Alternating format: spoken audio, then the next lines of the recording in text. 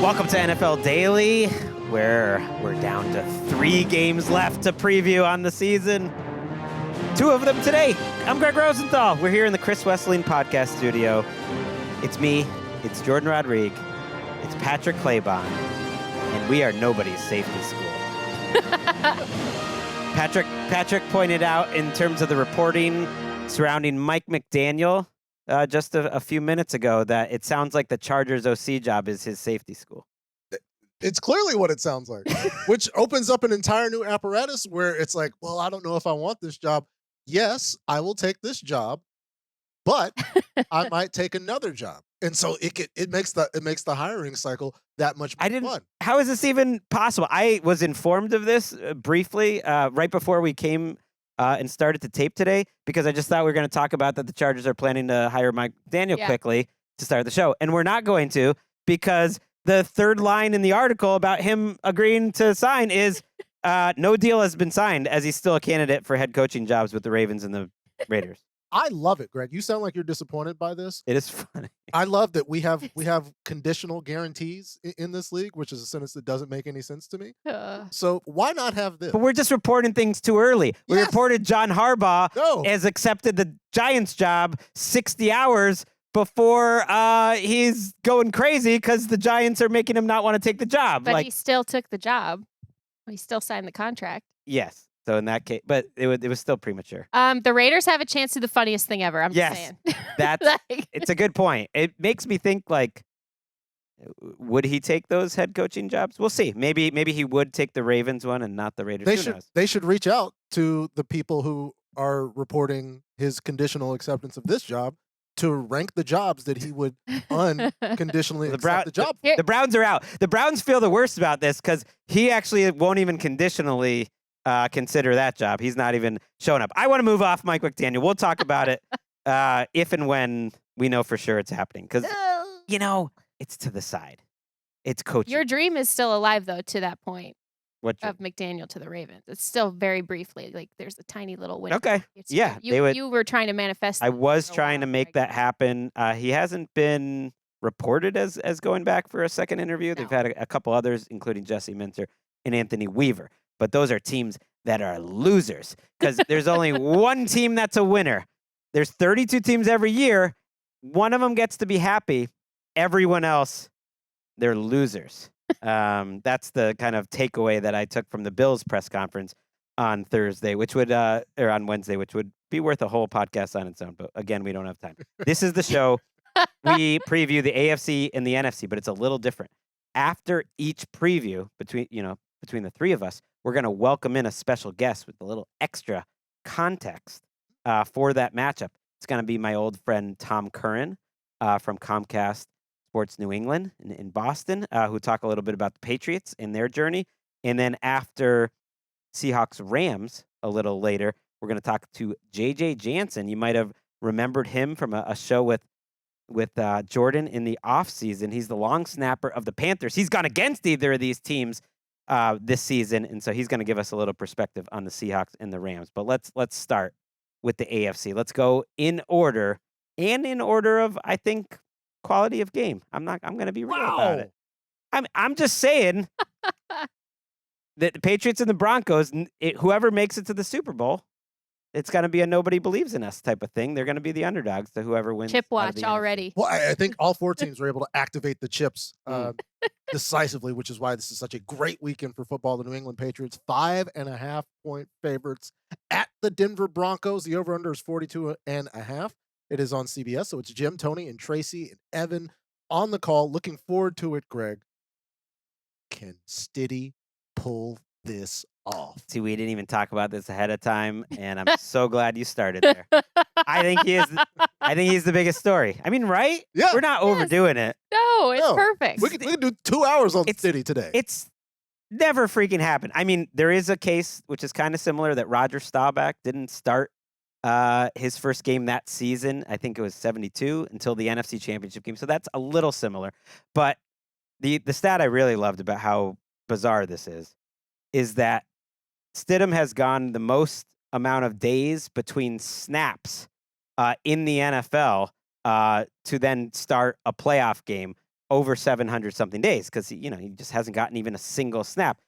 The current record holder for that stat was Mr. Joe Webb from the 2012 Vikings. If you know, you know. I think Jarrett Stidham has a much better chance to perform at a high level than Joe Webb, unfortunately, did in that game. We'll talk to Tom Curran a little bit about it, and I have more from watching him again on tape with Stidham.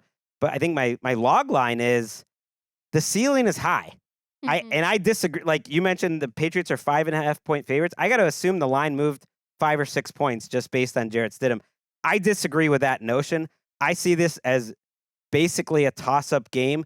The Stidham unpredictability maybe makes the Patriots a slight favorite, but I think the ceiling is quite high for Jarrett Stidham to play very well, and I think he's in a perfect situation in a system that he knows well, behind an offensive line that he knows well, and for a coach who has done this again and again and again with much less talented backup quarterbacks. The way that the Broncos, a lot of teams do it this way, but the way that the Broncos are running some of their live periods in practices and have since Sean Payton took back over and made that entire operation creditable again, is he is either running against the scout team, or they're getting him in the mix, involved in some of these, especially those live scrimmages that they hold against other teams in training camp. The floor is actually high too, I think, because yes, he has a streaky side. I think most backups do in the NFL. But when you combine him with Sean Payton, when you combine him with these skill players that are around him, that have also lifted the floor for Bo Nix, by the way, and when you actually commit to a run game behind an offensive line that is the best in football, they have a real shot. They have a much greater shot than I think this line would have you believe.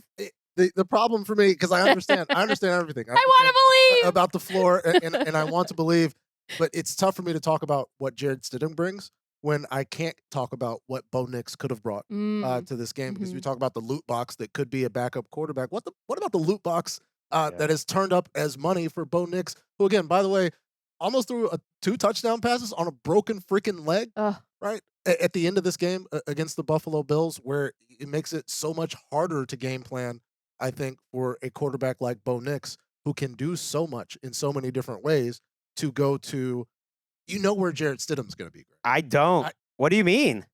I don't. In terms of the release, I think there's I think Bo Nix places the ball's going to come out versus Bo Nix. You're honestly going sideline to sideline. Oh, I think I disagree. I think there's a reason why he was the number 1 dual threat quarterback in the country back in the day, 2015. I did not think that the graphic that Jourdan Jennings, remember a few weeks ago, we brought out the graphic. It's back. Jourdan Jennings was the number 5 dual threat quarterback of 2015. We thought it was funny. Drew Christensen, shout out to him, sent it to me on a Sunday they've been talking about, because Darnold was 6th, Burrow was 7th, and Lamar was 9th.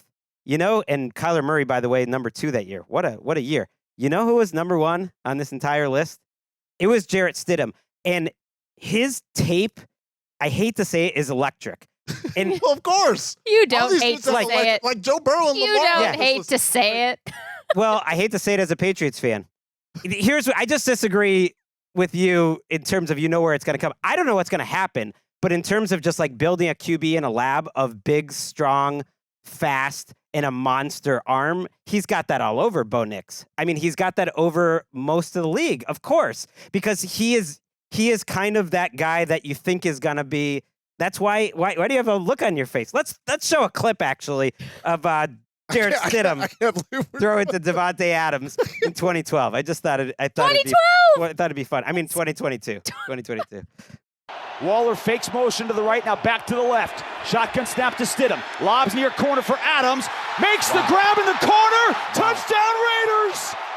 An absolutely perfect pass, and Adams dragged his feet in the back left corner for the Raiders lead with 10 seconds to go. Great plays in that game, just like incredibly athletic on the run, getting hit. But no, I'm actually not joking about the fact that like the ceiling's high, because when you watch the preseason tape from this year, which I think is like the most useful thing, like just in terms of like a skill set, like he is showing all that, like the throws that Peyton has him throwing, which are 50 yards down the field on the run, boot action. Like it is the same offense as Bo Nix, and I think he can activate. I don't know if they're going to ask him to do all that stuff.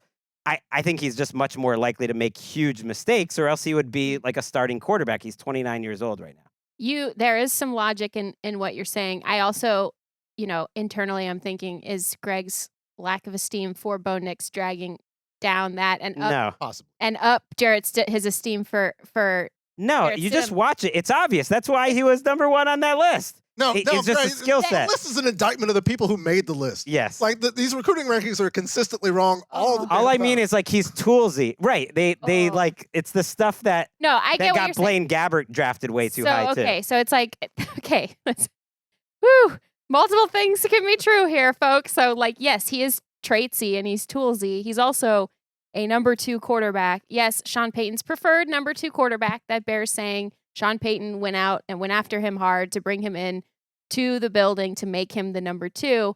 It's also like you're not going to get the same offense. Like you're not going to get the same production.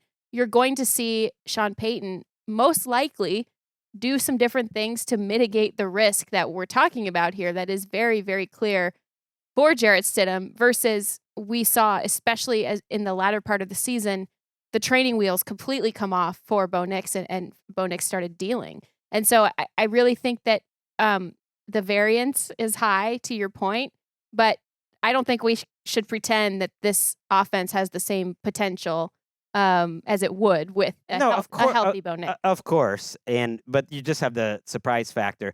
The trick is he hasn't really played in the regular season. So we're counting this.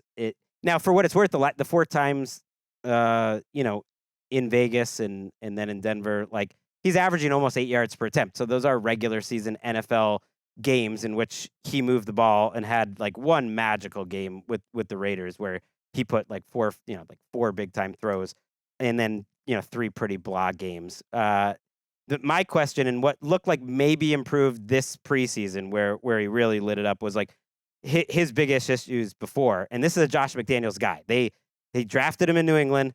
They traded for him in Las Vegas. That's why he was there. So there's a lot of cross-pollination, and they'll kind of know maybe where his weaknesses was like his decision-making is not fast, and that's where Bo Nix has everything over him.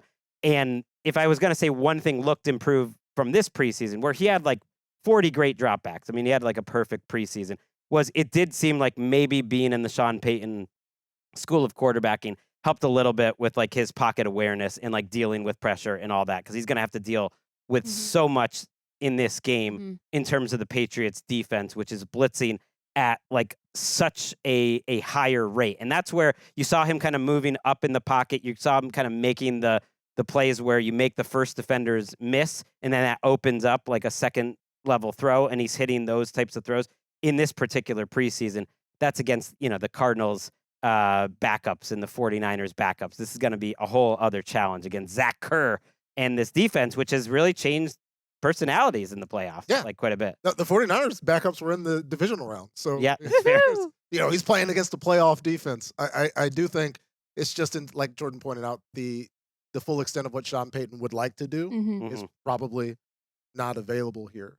And so I don't think Jarrett Stidham is ever going to be the feature point of what they're trying to do. Of course, he's going to be the guy distributing the football to the folks that they would like to get the football to. But in terms of, all right, Jarrett, go out there and make a play, I don't think it gets to that point. Well, it's a highly schemed up offense, even with Bo Nix. So I don't think it'll be that different because, in a way, I just don't trust them to run the ball effectively. And maybe that's kind of like the hinge point there.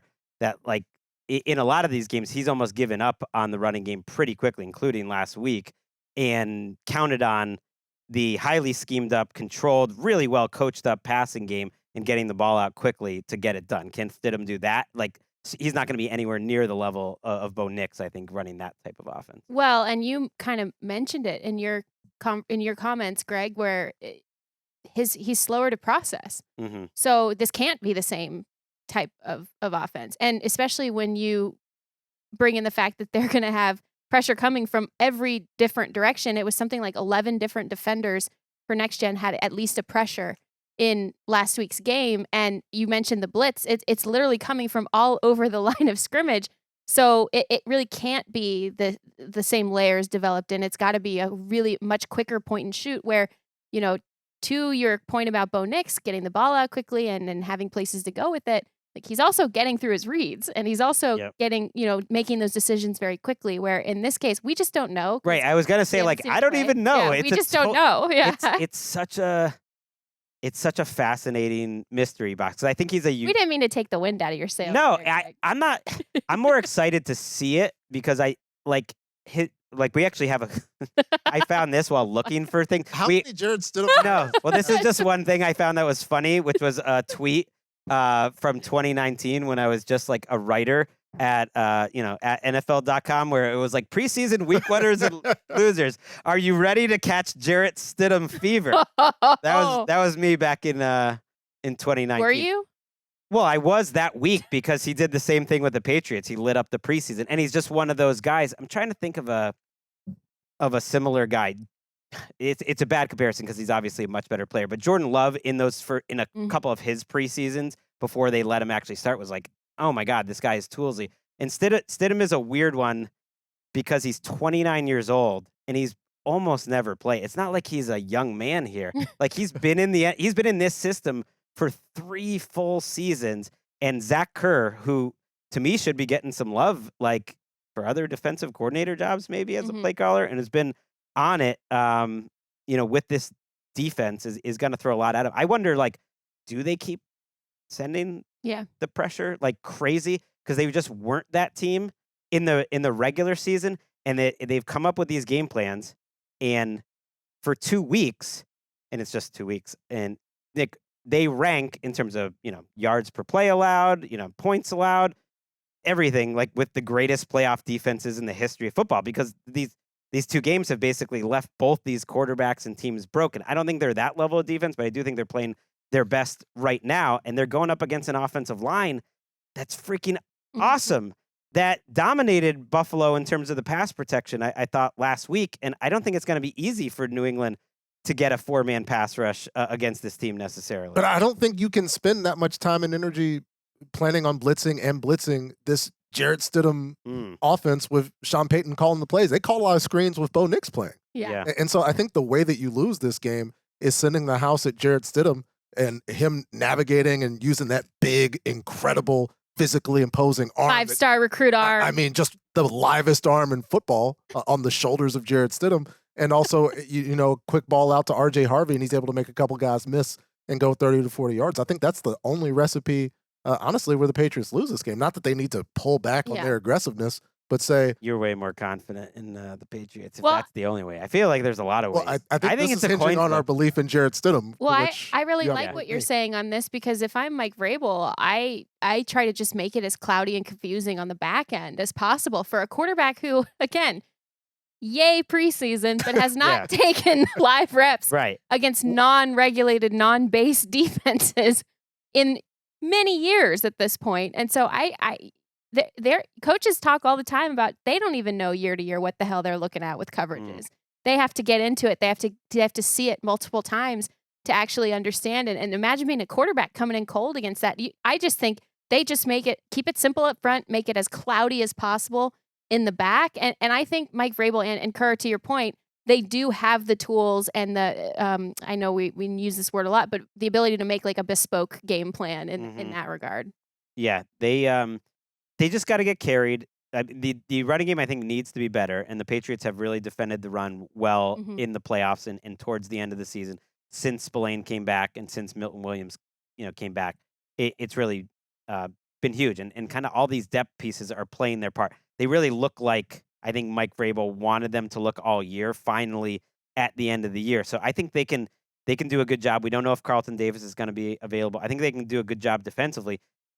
The reason why I don't just think this is anything more than a coin flip game is, like, the best unit in this game should be, or at least could be, the Denver Broncos defense. Yes. And they have to go out there and they have to be that team. They've been together for a while. It is a veteran Broncos defense under Vance Joseph that, to my eye, maybe peaked last year.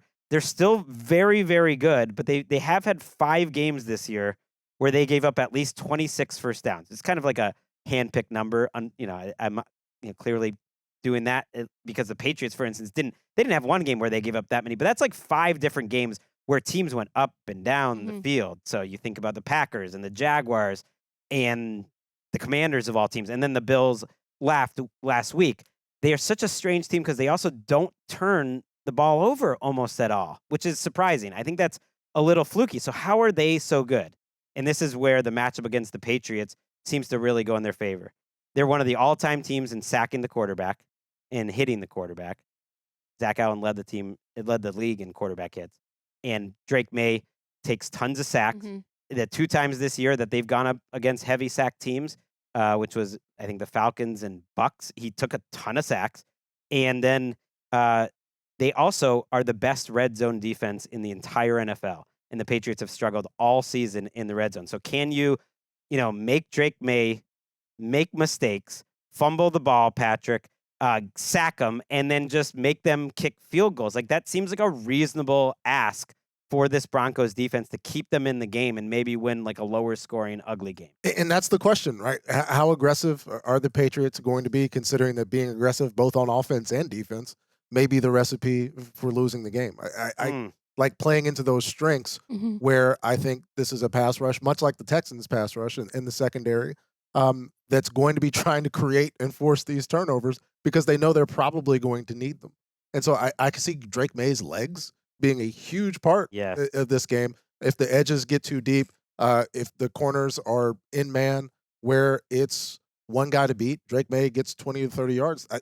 They make 5 or 6 of those plays. That may be enough to win the game. I think, and I would say, not to go all galaxy brain here with it, but I would say maybe you try to bait that a little bit. If you're the Broncos defense, maybe you try to bait the quarterback into kind of rushing through the front of the cup, as they say, when you're rushing around the pocket. Because when you have a guy like Nick Bonito who's chasing quarterbacks down and making these splash plays and forcing turnovers, very importantly, and you have Drake Maye, who, yes, has had issues with ball security, with protecting the football, I do think that there's a potential variance there that could be very, very significant in this game. And I wonder if you try it a couple of times, try to bait him into rushing to see how well he is protecting the ball in those moments. I mean, he fumbled 6 times in 2 weeks.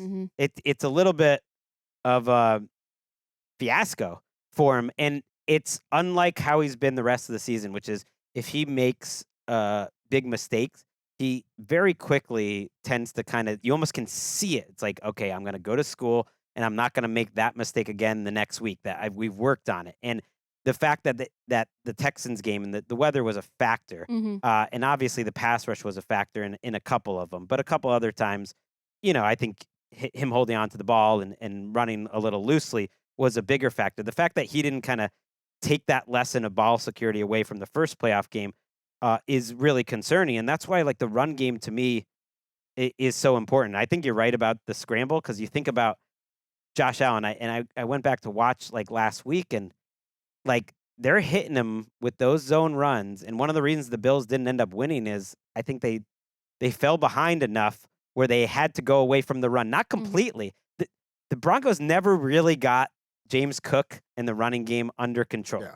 They didn't. And a lot of it was these zone runs where they take advantage of Zach Allen, going upfield and the rushers going upfield. And they had huge holes in terms of their running game. And so Ramondre is not James Cook, but maybe Travion Henderson can pop a big one.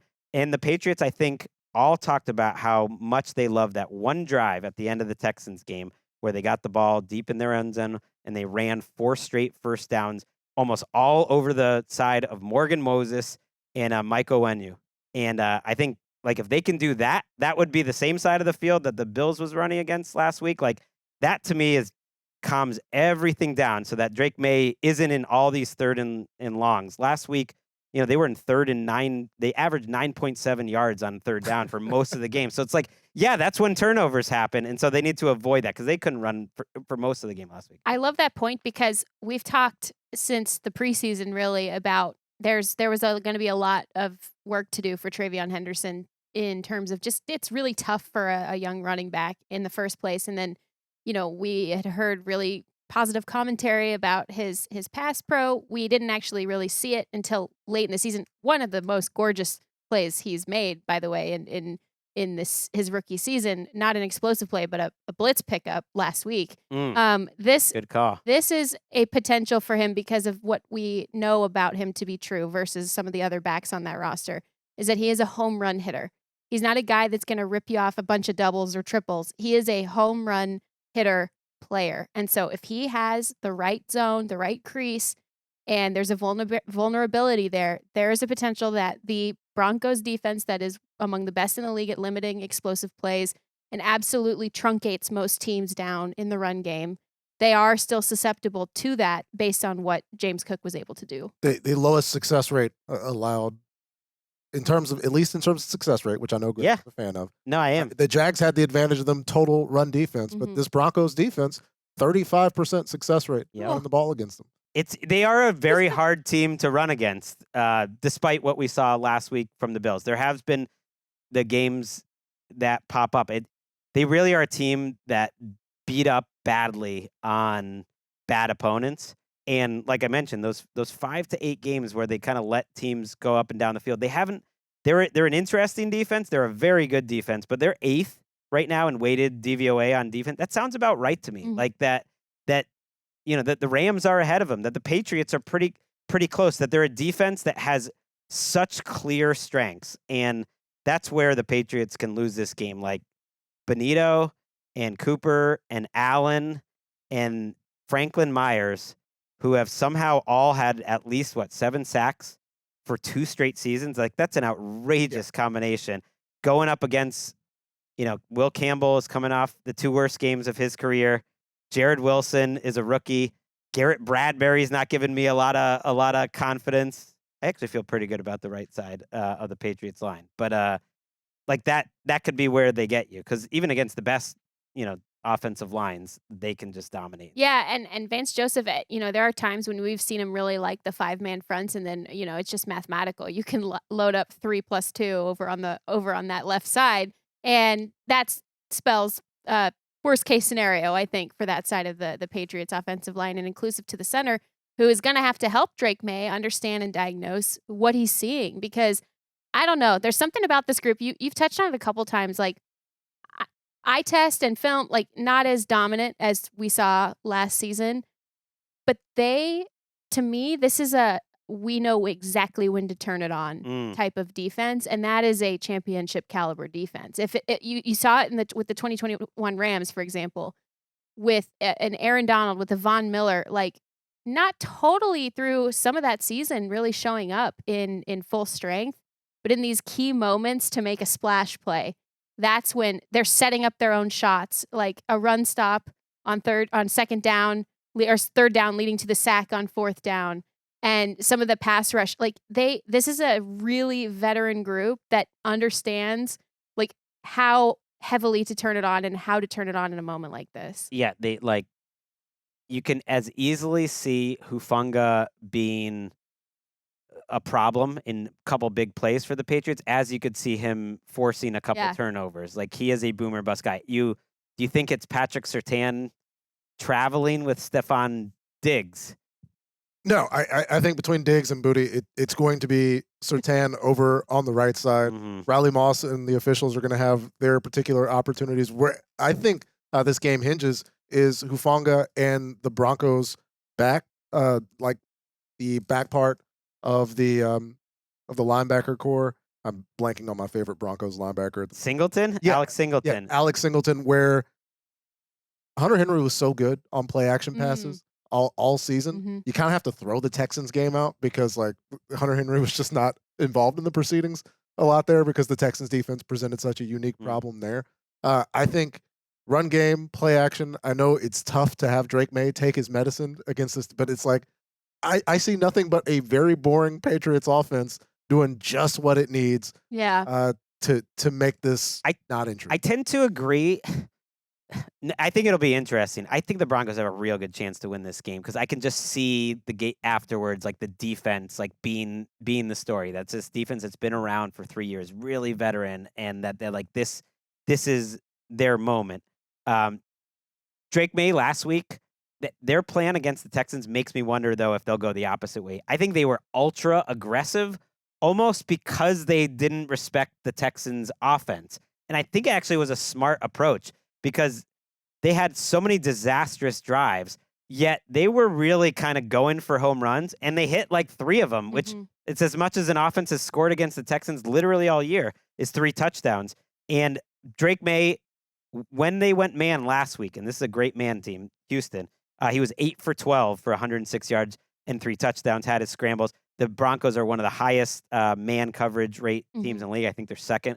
And so I think they're going to take their shots because that's just, as you like to say, that's what Drake Maye likes to do is go get buckets. He's got to go down swinging. And maybe they'll think like if we if we have some 3 and outs and whatnot, like they're not going to score 1 million points with Stidham. Yeah, and I think if you're going to go man against Drake Maye, your pressure better get there. And even the heaviest man teams are still zoning defenses for the most part. So you could still make things cloudy and pick your spots to maybe press a little bit tighter. But this is one of those where getting him to turn the ball over is like written on the whiteboard in every single defensive meeting room, everything, the most important thing, we've said it all year, is Drake Maye. He is the most important thing. 2 years now. 2 years now. He's the only thing that matters. Still the true, only by thing the way. that matters. Although this game matters. In the Broncos building, the only thing that matters is getting him to fritz out and turn the ball over as he has been in big fits and spurts this season. Yeah, and he keeps swinging. If he can get through this game, he'll do a few things that are unique. He'll be the second youngest quarterback to ever make the Super Bowl. Dan Marino being the youngest. I was like, wasn't it Roethlisberger? But Roethlisberger was like 10 months older or something like that. He was never young. Let's be he was something like 10 years older or 10 months older than Maye would be. He'd also be the first Patriots quarterback to win in Denver in the playoffs. They're 0-4. Oh. There was that Jake Plummer game, which ended the 3-peat bid, where he got a big victory, and then a couple Peyton Manning wins, including the last time the Broncos were in the AFC Championship, the game where they came up a 2-point conversion short to Rob Gronkowski. I can't Trivia. wait. Yes. Where is Jake Plummer right now these days? He's doing, I don't know, Arizona. No, he is in Colorado running a mushroom farm. Oh, wow. Yeah. Congratulations to Jake Plummer. Also, Trying to ease people's pain. I want to shout out our research department. There have been 92 quarterbacks, 26 wide receivers, 11 punters, 7 running backs, 3 tight ends, 1 defensive back, and 1 kicker who have attempted a pass since the last time Jarrett Stidham did. It's absolutely outrageous. Justice for the preseason. Wait, put his counts. recruiting stats up again. All right, we're going to take a break, and we'll come back. We're going to talk to Tom Curran a little bit about these Patriots. Back in a minute.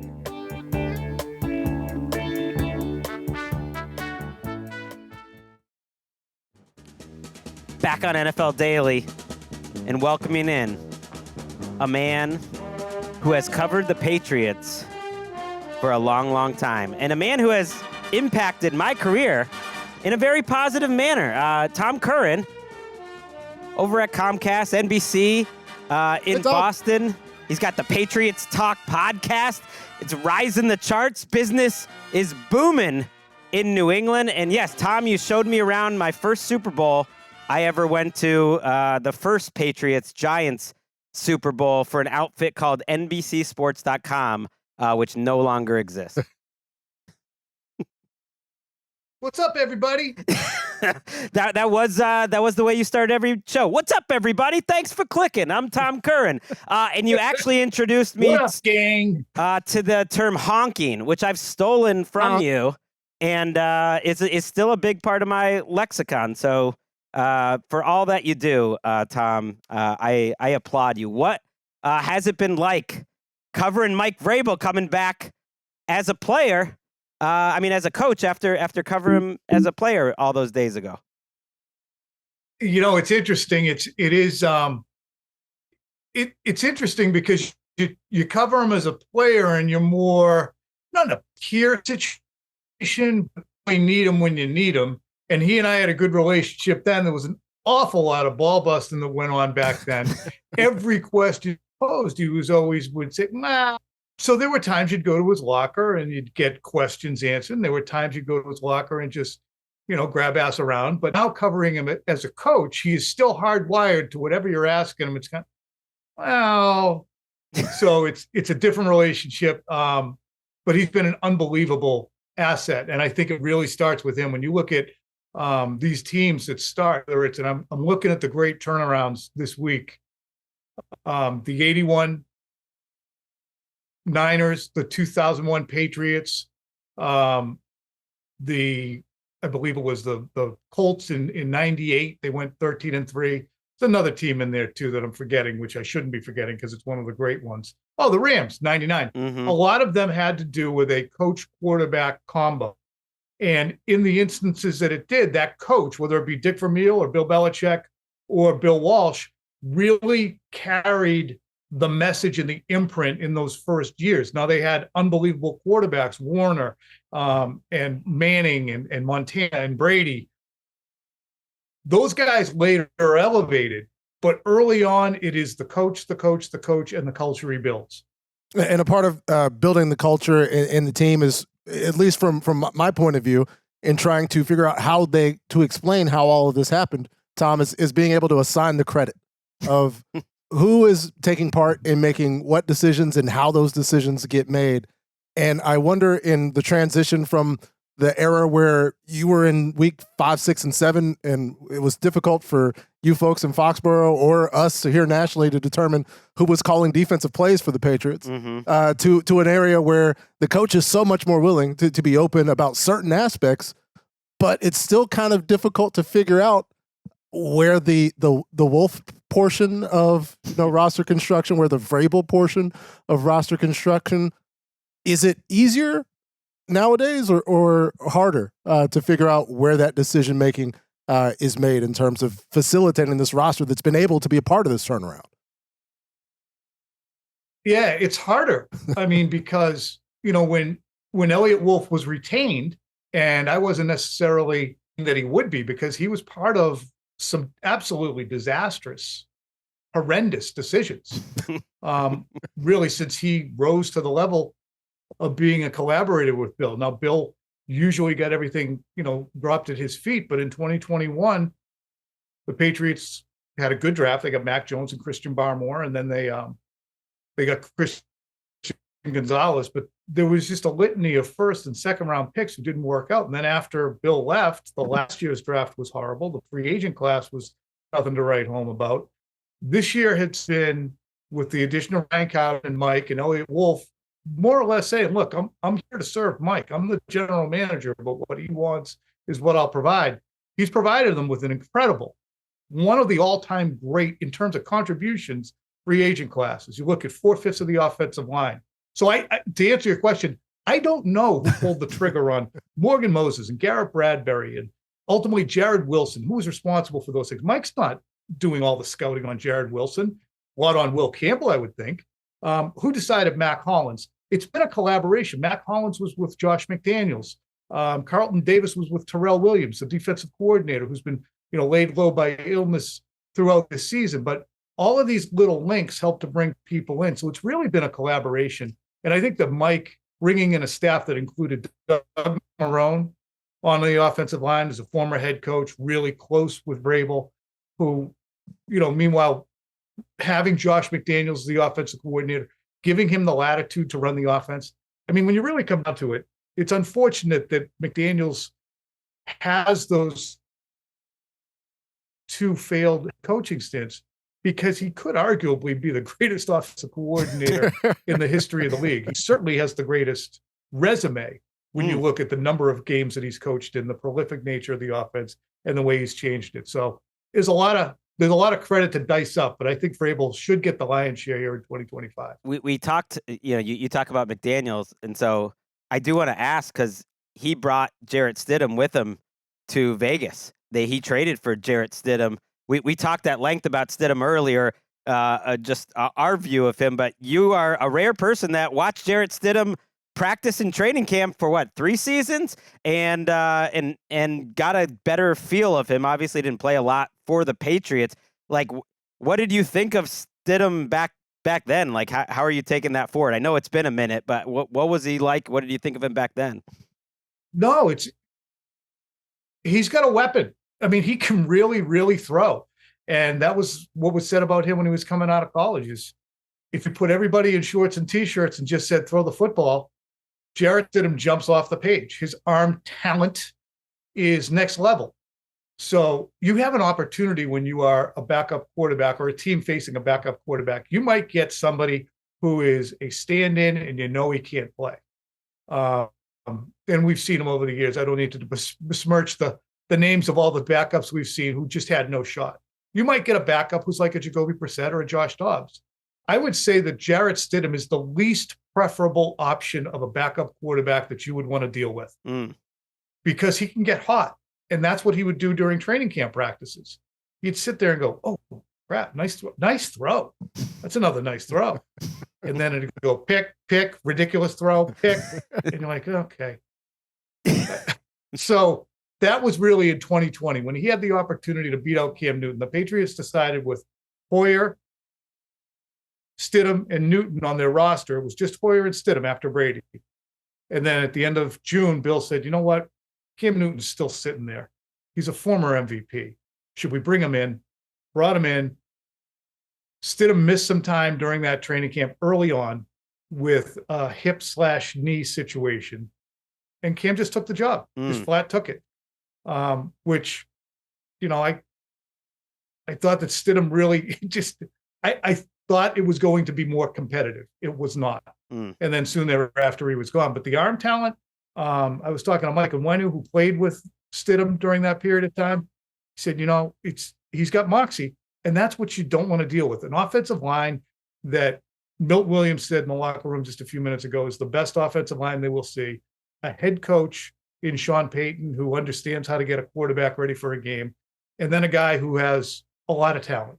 So it's not I still understand why the Patriots are favored, and they ought to be because it's a backup quarterback, but it is not going to be. I don't think Jarrett Stidham's going to be confused by the moment. Yeah, I think he's dangerous, and I made the case for that earlier. I am curious. You know, I am a regular listener to the Patriots Talk podcast. You and the Senator do a great job. There's a lot of talk about dinks.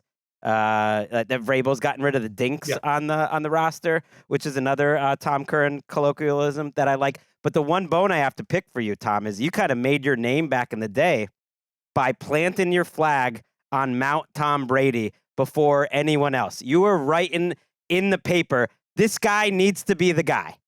It's not going to be Bledsoe. Bledsoe, you called him a hood ornament, that his contract was a hood ornament. And this is at a time before anyone was making this case early on.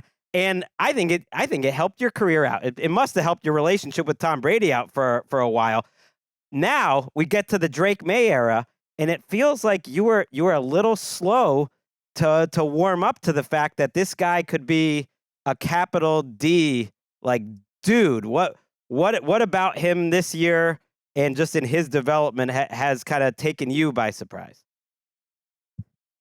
Well, you know, the Patriots were so bad in 2023. I could not watch the ineptitude on the offensive line anymore. I was sick of looking at it. You can't even begin to start a team, I thought, without having the ability to protect a quarterback. So my thought was, look, you got the opportunity here at number 3. You can trade down. You can get yourself a tackle. You can get yourself a JJ McCarthy, a Bo Nix, a Michael Penix. There's quarterbacks there. But if you're going to try and walk out with a straight face and put a project quarterback, which Maye in many people's minds was kind of, the talent was unquestioned, but the fundamentals, the ability to improve those fundamentals, his accuracy, those were all issues at North Carolina. So I said, why don't you kill 2 birds with 1 stone? Trade down. Take a JJ McCarthy, take a tackle. What Maye has done, though, and it isn't just this year, what Maye did, Alex Van Pelt came in last April or May and started working with Maye and stripped him back down to 0 in terms of how he wanted him to play the position, how he wanted him to throw. Maye was vastly different by the end of training camp in 2024. He looked robotic during minicamp. By the time he came back, he was really smooth and really accurate. So I was slow in terms of, okay, well, his fundamentals just clicked like that. Now, how will his decision-making be? Because toward the end of 2024, when he was in there were occasions when he would get a little bit too wild with the ball in terms of situations. And he would have picks. At the beginning of the season, during training camp, he was doing that a little bit too. He went for a long term with no picks. And then they had an in-stadium scrimmage, and he threw picks at the beginning and picks at the end. And then they had a preseason game, and he had a strip sack, embarrassing looking thing that was no reason for it. And then at the beginning of this year, same thing. Week 1 against Oakland, he has a pick coming out of halftime when they had the lead. They lose that game. They have a game against Pittsburgh. They have 5 turnovers. Maye gets strip sack, makes some bad decisions. So I'm like, okay, well, this is going to take some time, but he's clearly an improving player. How he has flipped, guys, from that guy to this guy is one of the most remarkable arcs of improvement I've ever seen. Brady didn't improve like that. I mean, Brady was really smart, took good care of the ball. He didn't have all these other abilities that Maye has to tap into. So Brady was just incredibly accurate, incredibly organized, incredibly competitive. Maye has so many skills, and he harnessed them and fixed things so quickly. It's remarkable. So yeah, I thought it was going to take a lot longer. I didn't think he was going to be an outright stiff. Thought he would be an upper tier quarterback, a top 10 quarterback. But now by this time next year, by August of next year, this year, we're going to be talking about, well, is Drake Maye the best quarterback in football? Or one of. And that's Am the I wrong with that? No, I think you're right on. I mean, the next couple weeks, hopefully for the Patriots, 3 weeks, we'll have something to say about that. But for sure, yeah, that's definitely the conversation for us to have. But on the pod, Tom, you're giving Drake an F in ball security, and we saw the ball come out, and we just saw for the folks watching on YouTube a full couple of minute highlight package of Drake Maye. There were only 4 plays in that highlight package where the ball wasn't an immediate risk. But also there's all of these. I'm only counting 4 because 2 of them were against the Jets, and again, highlights against the 2025 Jets we're just not going to count at this point, Tom. I'm sure you're on the same page with that. But to get those highlights, you also get the ball being put in risk. And I wonder at what point are you comfortable trading those big plays, especially in the playoffs, for the quarterback who, to his credit, is able to make those plays, but he doesn't have that spatial awareness, and nobody does out of 8 billion people on the planet that Tom Brady did in knowing when to be able to take those shots when the pressure's coming. Drake Maye's out there trying to get buckets. How much do you think Josh McDaniels has to pull him back from trying to acquire those buckets? I think it's time, score, game situation. What are you behind? Do you need a play? Is it first down or is it third down? These first down mistakes that quarterbacks sometimes make, it's mind-numbing. You don't need to try and stand there and hunt a big play. And if you look at the mistakes, or not the mistakes, I mean, Maye was strip sacked last week.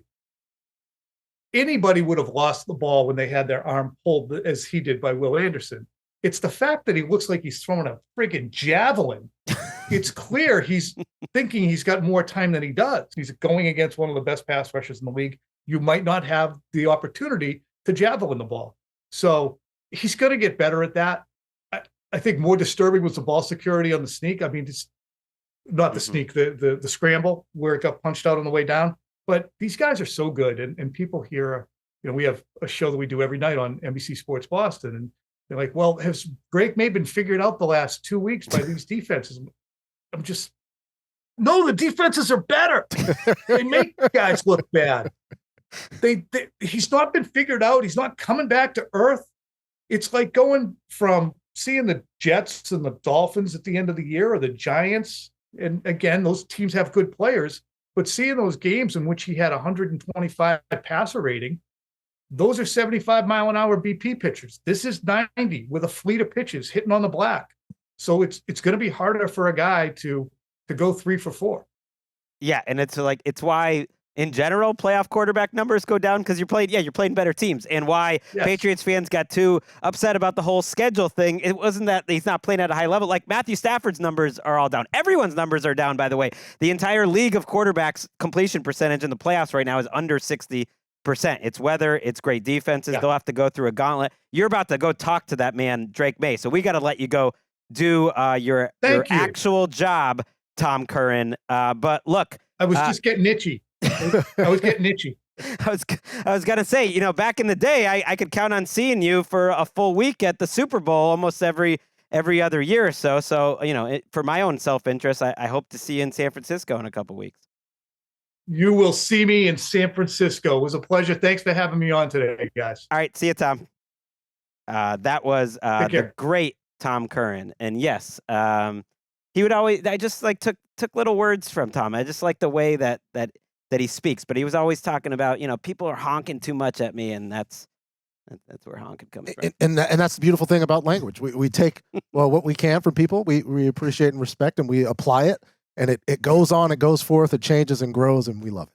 I tried to make Chowderhead more of a thing. That was like another Tom one. That kind of was left in Massachusetts, I guess. It seems in regional, New York. Greg. It does, but just like if someone's an idiot, East migrate. He's a chowderhead. All right, let's take a break. We're going to be back on the other side. We got a whole conference to preview, and some, if they were being disrespectful, could even call this kind of the real Super Bowl. Oh, Rams-Seahawks. Winner are favorites for the championship. That's a safe statement. Disrespect.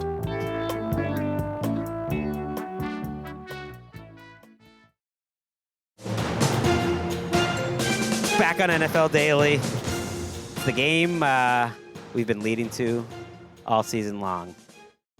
The third in a trilogy. Rams, Seahawks. Will this game, Patrick, be as good as the third Star Wars? See, look, I know about your interest too. No, you're into Star Trek. No, I contain multitudes.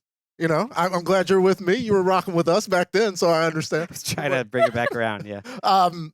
The Los Angeles Rams are a very good football team. I don't know if we are comparing any of these to the second rendition of the Galactic Rebellion against the Empire, but we do have a chance to see the third rendition of this game. 2 points separating these teams from 2 solid games, one a rock fight, one a score fest. Sean McVay, after getting coached up by Jourdan Rodrigue on the road at the Seattle Seahawks, who are a 2.5-point favorite. The over-under is 46.5. It's Kevin, it's Tom, it's Aaron, it's the other Tom on the call. Does he take what you provided, Jourdan, and use that to power his way back to another Super Bowl?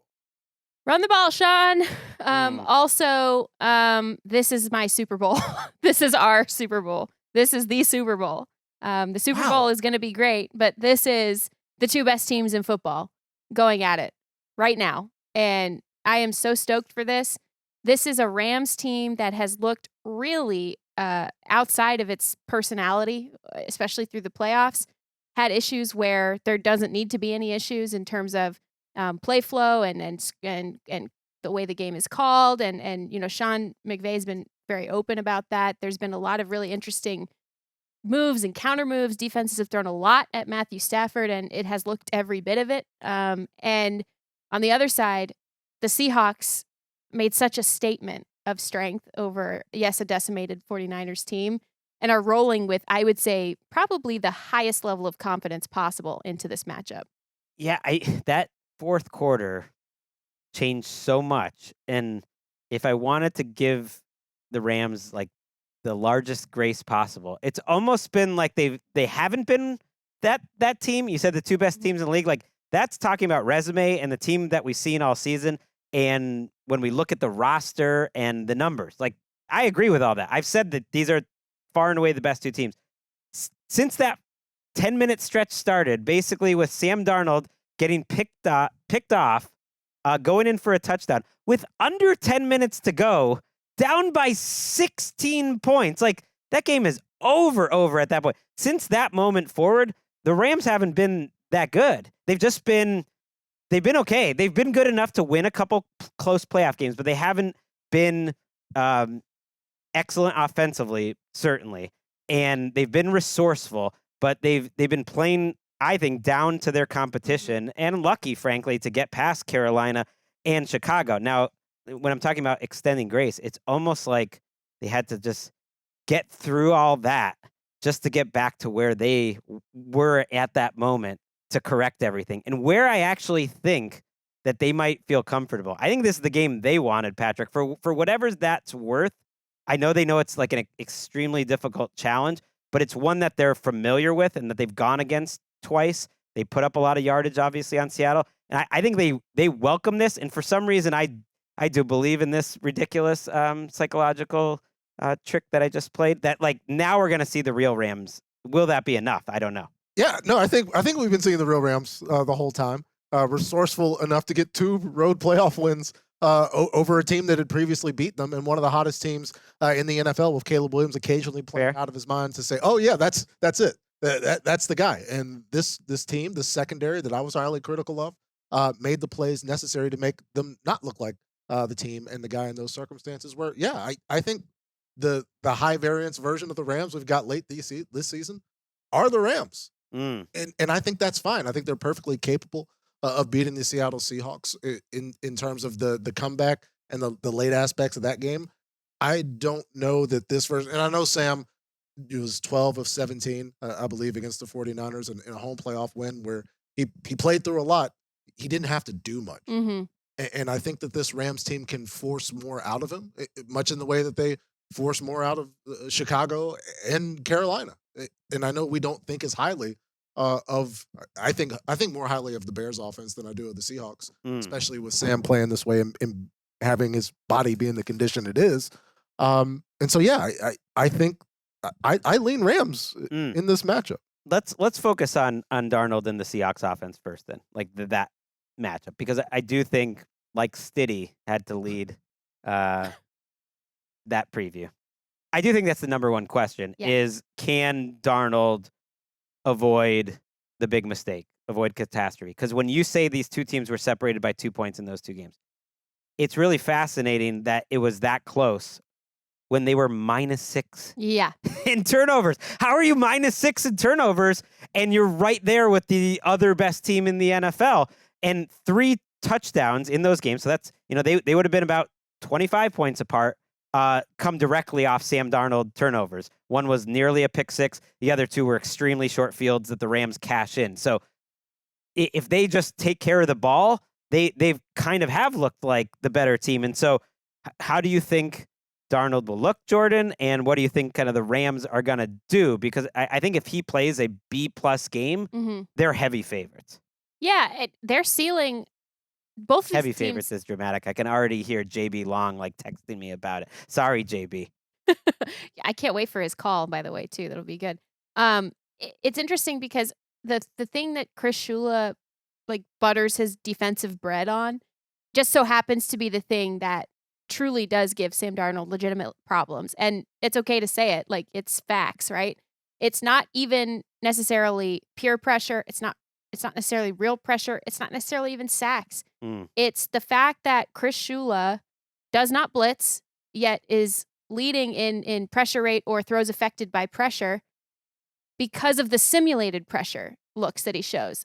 And what that means is he is sending his defensive backs and or linebackers up to the line of scrimmage to make it look like they are going to rush the quarterback, but then dropping them more often than not, way more often than not, into coverage and cloudying up the back end so that the quarterback, who is preparing for pressure to deal with pressure and to mitigate that, all of a sudden sees the answers that he's already decided he's going to use to solve said pressure covered up by defenders. And when we talk about cloudying up the defensive backfield, that's what we mean. They want to keep as many secondary and interior middle field defenders on the field as possible. And you absolutely want to do that against the Seahawks offense that is, when it's at its best, the most explosive attack in the league, not just from the past where it started out the season with JSN, but now, and Charbonnet, being hurts them, but also in the run, the way that they've come along with the run game. Yeah, like, he's owned this matchup, Chris Shula. Yeah. I mean, Darnold has I did go back to watch that week 16 game because it just felt like it's so recent. This is a trilogy where they've played almost exactly like once a month for 3 months. And so this is the third one. And there's so much in common between those two matchups. He never really got out of it. Mm-hmm. He made a couple great throws to help them win the game, but he always makes a couple great throws. Even within that, like comeback, like he threw exactly one pass from scrimmage. There was a couple 2-point conversions, which were really important, obviously, and he executed them beautifully. He threw one pass to get them from 30 to 14 to 30 all, and then they had 2 3-and-outs at the end of the fourth quarter. So he never really got over it. And last week, even against the 49ers, he was 2 of 5 for 15 yards against pressure. There was one play which got me thinking of what you were just talking about, and this is why Darnold is good and why he's risky, where you could just tell he does not see the underneath defender dropping back, and he throws it kind of blind, and he gets it there. And it was a completion last week, but he's kind of got to go take those chances. He has the most turnovers versus pressure of any quarterback in the league. It was him and Joe Flacco. And despite Flacco not having nearly the amount of attempts as Darnold, but Darnold also didn't have nearly the amount of attempts as a lot of other quarterbacks because they just weren't under pressure that much. He actually hasn't thrown that many passes under pressure, and they haven't had to count on him volume-wise. So can they stay in a game where it's not about his instincts? Because that's the number one thing I worry about is his instincts. When to leave the pocket, when not to, when to throw the ball, like where to go. We know he can throw it. We know he'll hit some nice throws as long as he's healthy. It's everything else that I think in this matchup you got to worry about. It's the health. Yeah, well, that too. Like if you turn the clock back and but you go back, he looked pretty good last week. I thought he did. What did Kyle say? I thought of you because Kyle made a Toradol reference. Oh yeah. He said, "Well, yeah, it takes a minute for the shot to kick in, and you're always on shot watch." Yeah, fair. And late in the season, in Sam's defense, a lot of guys are going in the tent and coming out feeling significantly better. A few, as Kyle points out, probably 30 to 45 minutes later. But go back earlier in the season where Sam is making these timing throws. He's stepping up, climbing the pocket. He's doing all of these things. And Payne is obviously like, we had this conversation offline where people's like Payne is weakness leaving the body and all these other things. And you got to be tough. It's detrimental to your performance to be hurting. And I think we've seen that late from in terms of what Kubiak and company are asking him to do, and not necessarily the play, but I just hate that the total view of Sam Darnold may be impacted by what he's able to do here, where the game keeps going. Stafford's going to throw for 600 yards in week 16, and like are they going to be able to keep up if that score fest does break out? If the Rams offense is on schedule and everything is operating and the finger's not an issue and the weather is also not an issue for the aging quarterback, as we all do. We're all older than we were yesterday, but Matthew Stafford probably feeling it a little more than some of the 24, 25-year-olds he's playing against at this point. Will a not 100% Sam be able to do all the things that it takes to score 28, 35 points? And can they just run? And Charbonnet is a big loss. I don't think it's going to kill them because they have Kenneth Walker as long as he stays healthy. The matchup that the Seahawks have clearly lost in these games, which really stood out on tape, were the interior line of the Seahawks getting bodied by Kobe Turner and Poona Ford.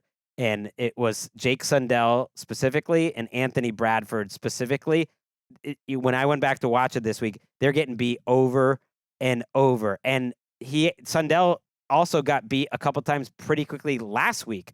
Like CJ West had a quick pressure sack on Darnold. And so that's a matchup where, man, if the Rams can win the interior offensive line and just keep applying pressure. The on-off splits, Next Gen Stats had some great numbers of Kobe Turner. Kobe Turner, it's crazy. He's amazing. It's crazy. Vibes team. They're like by far the best defense in the league and the best pressure rate with Kobe Turner off the field, and they're not good when he's off the field. And I think in this matchup, like that's something I'm watching for because that could be a weakness. Sundell is a guy they like a lot, and I think has played well in general this year. But maybe since he's come back from injury, he hasn't quite been the same. One of the things that really brought the Rams defense to life against Chicago was activating Poona Ford a little bit more in the pass rush. Once they realized that the Bears' entire running strategy was developing into run around Poona Ford and Caleb Williams is going to drop back to pass, you mitigate some of those stretch runs and the zone runs that the Bears were using. And obviously Poona is not going to be, defending the run in space like that. But then they opened him up in the pass rush. He was getting into the backfield on multiple occasions, almost untouched. That's something that you have to think Seattle's coaching staff is looking at on tape because they weren't necessarily doing that through the course of the season. You saw more attention paid to Kobe, and in that regard, they started activating Poona specifically in those pass rush opportunities a little bit more. I'm curious too if they can get Rasheed Shaheed involved in the offense because he's obviously been a great pickup for what they've gotten, special teams, just last week alone. But he has, you want to guess how many yards he has over the last 4 games as a receiver, Patrick? It's a wild number. 36. 10. 10! He's not part of the offense. Cooper Kupp is coming off one of his best games of the year. He's hungry for this one, too. He's going to try extra hard. He's playing more routes certainly than Shaheed. He is the 2, and look, he was the first read on a number of plays last week, and he made those plays. It was really one of his best games of the season, so that's good. Because I do think of the Rams' weakness, as we've talked about, are the outside corners. Shaheed, in theory, and Kupp, in theory, are there to help expose that, but are the Seahawks the team to expose it? Do we need a little Shaheed in our life? I feel like. For them to have the depth of options. They are not a team that relies on depth of options. They rely on they're unreal in short yardage situations, and they're unreal obviously getting into Smith and Jigba. Barner's a big factor, but they could really use Shaheed and Kupp especially to have a big game. I think to facilitate the usage of Rasheed Shaheed, you're going to need to not have a Kobe Turner problem. You're going to need to have Sam be able to deliver the ball deep downfield where, the Rasheed Shaheed 50-plus yard touchdown stat only gets more crazy after the playoffs, where it's can you utilize because after the deadline you get Darnold worn down a little bit and you don't get they got to try maximum Darnold to truly take advantage of what Rasheed Shaheed. Here's a stat. I won't make it a quiz, but it amazed me when I looked. Sam Darnold's only attempted 4 throws over 20 yards in the last 3 games combined. Hasn't hit any. So this was the best deep team in the league for about 3 months, them and the Patriots. Patriots have kept it going, and the Seahawks have stopped even trying to do it. So I think that's a big one. Well, what's helped is their run game activating the way that it has, and then I wonder if the injury factors in a little bit to that recently anyway. But the funny thing about that to me is we're just hoping you forgot about this. They played them 3 times and they're sitting there like, oh no, we lost this piece of our playbook. we're super hoping you don't remember. But in all seriousness, where they still are very, very the Rams are still very, very susceptible is versus play action passing, in part because their corners are a little bit of a liability. Now, that said, yes, Kobe Durant had 2 interceptions on Caleb. Cam Curl had the most clutch interception of his life, essentially, against Caleb Williams as well. But on the perimeter, they do not have size or in terms of length. And that could be a real problem because even their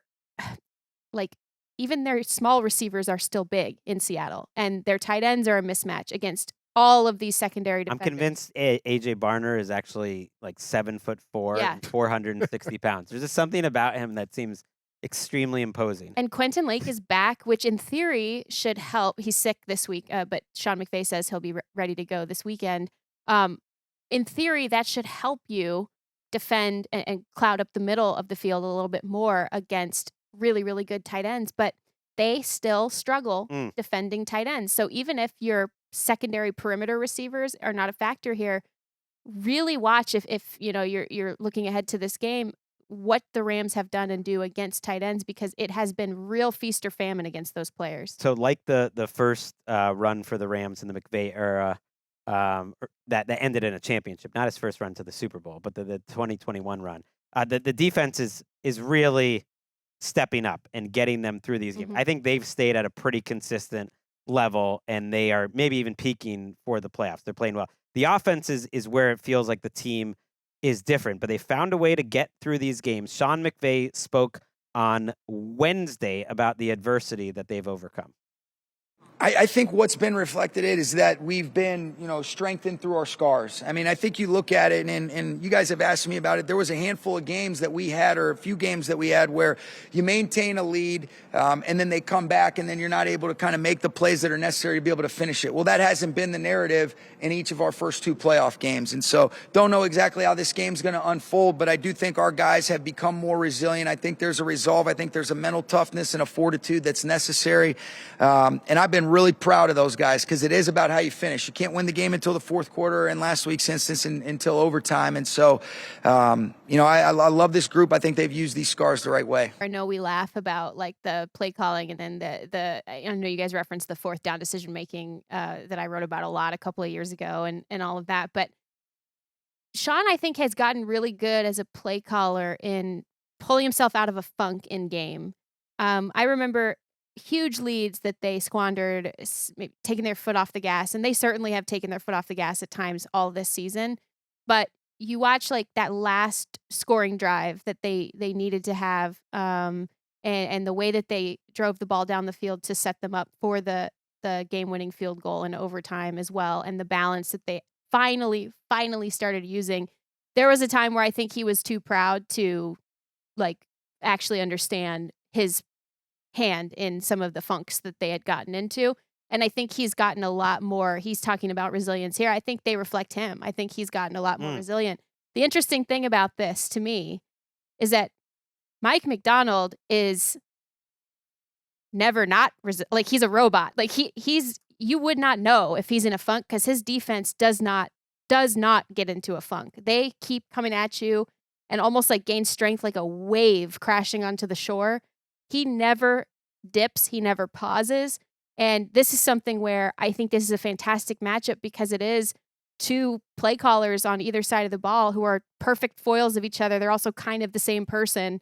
And they've gone through different things in their coaching career, and they're kind of showing you like who they are with how they call these games. I think his comments, yes, were about his team, but I also think they're a little bit about himself too. Yeah, and look, I think he will love, not that he wouldn't have loved Kim Curl forever, regardless for everything Kim Curl's done for him, including a big turnover against the Seahawks earlier this season, too. But that helped him get out of that funk, because that game could have ended differently, and my lasting image would have been him completely frozen and stunned after that Caleb Williams touchdown. Just that image makes me think, oh man, it would have been interesting if they went for 2, just because I don't know if the coach would have, if they would have called any play. They just would have been frozen and been like, oh, just score. We're too stunned right now.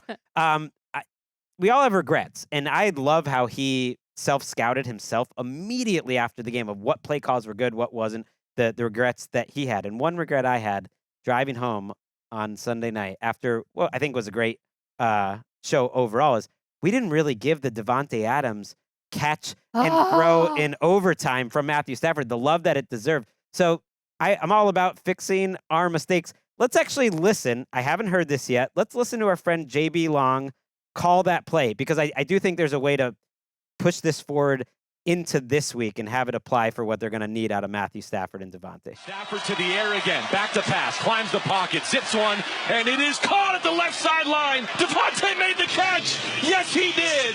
Bears thought he was out of bounds, but Adams brings it in across midfield. Only his second grab of the game after clearing the concussion protocol. Will it withstand further review? So that's JB Long last week on KSPN. And apologies to who put this out, because it's so true. Matthew Stafford makes so many throws that look, great on TV copy, but then when you see them the next day on the All 22 are just like, oh, that was impossible. Like, you did not have a total appreciation of that was a 100 out of 100 throw. Jourdan wrote beautifully about it on The Athletic. Everyone should check that out. And when I think about this week, obviously Davante Adams is really important. I think it can't be all Puka like it was in week 16. But I do think it might just come down to like Stafford's just his best has to be better than their coverage. Like, he's just going to have to break a good plan with a throw that there is no defense for, because that's what Matthew Stafford can do when he's at his best. So like I think he's going to have more than one of like those types of special throws and moments to get past this. And I think that's what gets you in the funk as a play caller, is the fact that you have a quarterback that can do that on any particular pass play that you call, where he's going to make a no-look throw, where he's going to not be able to square his shoulders to the sideline and throw a seeing eyeball to Davante Adams, who comes back into the game after he takes a massive shot where he's sitting upright on the field for like 30 seconds. We didn't even know if Davante was going to come back into that game, where you have two players like that who can do that. Yeah. You know what? Why not? Why not completely abandon the run game on the road in the driving snow against the defense that's forced more turnovers than any other defense in football? Like, I think that capacity is something, when it doesn't go right, that's how the Rams can lose. But to highlight, because, as much as I love Coach McVay, as well as the 2005 Papa Roach song Scars, it makes me think of a physical ailment. That's a mistake. Like, when you don't feel great about the plays, you can call them scars because there's evidence of them. But it's something that's easily fixed. Not like a quarterback having a hand issue or any sort of accumulation of hits on him, where Matthew Stafford's not going to run all over this defense. Well, nobody is. But being able to make those throws, it's why he's so special, and why the criticism, where if Aaron Donald doesn't get through and Burrow's able to get that ball to Jamar Chase and they don't win the Super Bowl somehow, Matthew Stafford's not good because he can't win the big game. We don't have to worry about that anymore. We can just appreciate how good he is at what he does, and that plays a great example. I want you to sing Scars if you were before the show. Just do it right now. No? Okay. Famously, Gregg does not know that song. There's a big gap in Gregg's musical knowledge in 2004 and 2005. I would say, my post-college, the early aughts, Spotify wasn't on, you didn't have a phone that Spotify's on yet. It was a dark time. You're taking a while to get your Napster to load a LimeWire. But you had to work hard. The for entire Lighter Flick mixtape era of Lil Wayne. Yeah, that was there. You were that was there. I missed Papa Roach. I think you're okay. Yeah, I think it's okay. Okay, so the thing about Matthew Stafford, I love that you brought that point up, Patrick, because that's exactly what it is. Matthew Stafford is the type of quarterback, and this is why they went out and got him all those years ago, and he's addicted to the postseason now. And this is the quarterback who makes you believe that you can fly on the surface of the sun and the wax on your wings will not melt. Like, he makes you believe in the impossible. That throw against a 6'4" with double the wingspan and then some cornerback, Nashawn Wright, it had to go through the eye of a needle to stay in bounds against that corner to that receiver, who then had to drag like his feet and both ankles on the frozen ground in order to actually make this catch. It's impossible. It's impossible. It's improbable. And because he keeps doing it, you think it's going to happen again. It can happen again. And that's where you walk this incredibly thin line against a defense as monstrously ferocious, as fundamentally sound, as aggressive, as physical, as long as they are. Similar. It's a field full and a Nashawn Wright. So it's like long players and in the pass rush and in the coverage. And it's why you walk that really impossible line of saying, we can replicate the impossible. We can ask our quarterback to replicate the impossible. And when it works, this is a team that will win the Super Bowl. And if it doesn't work, Matthew Stafford, who got really lucky and didn't turn the ball over when he could have a couple of times in that game and had a couple of drops by receivers, if he's at his best, this team cannot be stopped. Right. And he just hasn't been at his best for a while now. Right. Now, again, like we mentioned this in the interview with Tom, like most of the quarterbacks' numbers are down.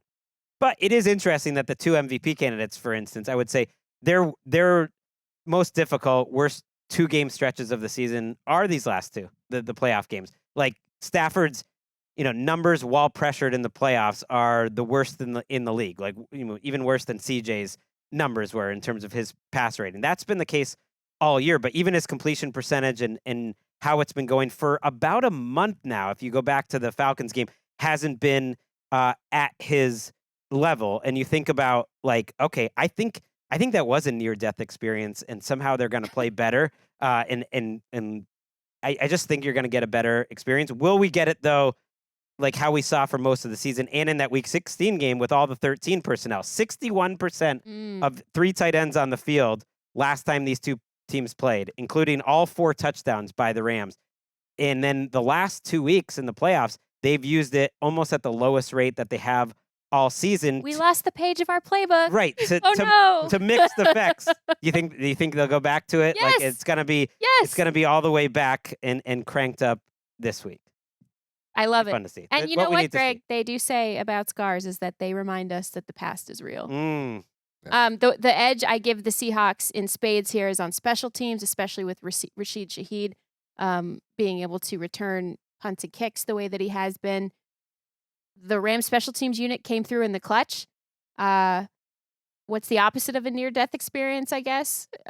Just staying alive and not being frightened. They've been great. It's been great, but Mavis is a hero. But that's the thing. We'll talk to JJ. I don't trust the Rams special teams as, I would say as far as I could throw them, but I'm not making any sort of snide joke or anything like that. And look, Seattle's got to get a better pass rush on Stafford. He had 49 attempts in that game just a month ago. No sacks, only 4 quarterback hits, not a high pressure rate. Their secret sauce all season is they blitz in the bottom 7 or 8 of the league, and yet their pressure rate's in the top 5 of the league. I mean, so you have all these talented guys in the back end, and you always have a lot of them, and they're big, and they're great tacklers. Like, it's really hard to beat that. And you've seen that, like, I can't tell you how many different plays in that game and then the 49ers game last week where Byron Murphy doesn't get the credit on the play, but his pressure directly impacts everyone around him, where someone else gets the pressure or the hit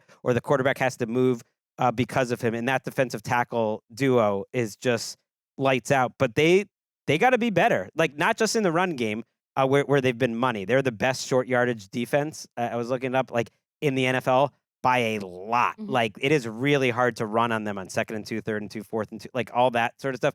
Like that could be a hinge point, but they need if we're going to talk about them as one of the best defenses we've seen in a long time, they need to get more pressure on Stafford, not give up 400 yards, through the air to him. Yeah, and they have to get to him quick because I think the volume of 13 personnel where you are able to get everybody as in the pass rush can be accounted for, and Matthew Stafford is able to handle a lot of it. And I think your strength in being one of those good 3rd and 4th, especially in the red zone areas, kind of gets nerfed when Devontae Adams is available, and the goal line fade, to the chagrin of the anti-goal line fade community, when 2 Hall of Famers are involved in the process, is still very effective. Yeah, I think too, one of my theories is that obviously you want Devontae and Puka both on the field as much as possible, but one of my theories about why some of that went away, that 13 went away, is because defenses were playing them differently. Dennis Allen threw the kitchen sink of blitz packages against Matthew Stafford. Matthew, Coleman Shelton, the center, both talked to me about it post-game, how confusing it was for them, how they were just toying with them, in Coleman Shelton's words. You saw a lot of pre-snap struggles to communicate, skill players not picking up pressure the way that they would have liked them to. And I don't know that they trust all of those tight ends to do that. Tyler Higbee and Colby Parkinson have experience. I don't know that they trust all those tight ends should you need them in those types of scenarios when you want to run 13. Not sure you actually trust them against some of the pressure that you're seeing. So you can get them out of it if you throw stuff like that at them. That raises an interesting question, one that I could try to answer, but I wouldn't be as good at it as our guest who's coming up. Let's take a break, and then I will ask said question to JJ Jansen, the longtime long snapper of the Panthers, who was on the field against each of these teams this year. Friend of the show.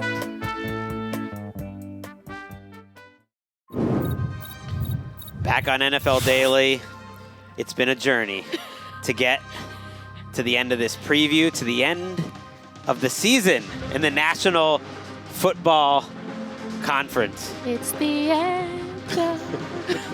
Our next guest was playing in these very playoffs against one of these very teams just a few weeks ago. Let's welcome in friend of the show, friend of Jourdan Rodrigue. It's JJ Jansen, long snapper of the Carolina Panthers, coming off a noteworthy birthday. So happy belated birthday and congratulations that Mike Gundy officially recognizes you as a man moving forward. That's right. That's right.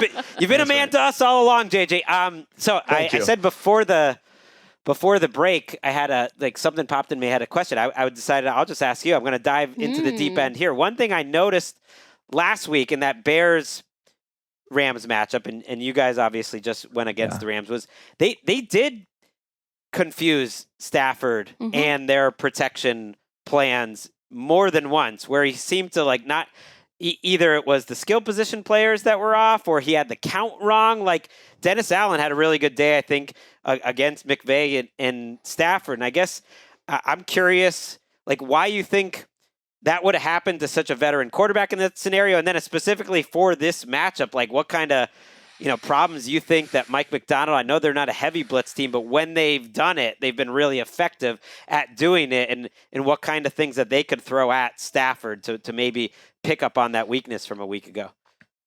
Yeah, I think one of the advantages that Seattle has, and I think you saw it a little bit last week with the Rams game versus Chicago, is in order to confuse veteran quarterbacks, which happens so infrequently, you really have to have a lot of people in your coverage, right? The ability for Seattle to get a ton of pressure with just their front four, bring only 5, allows you to play with 6 or 7 guys in the secondary, change up coverages, whether it's cover 2 and inverting it or playing man.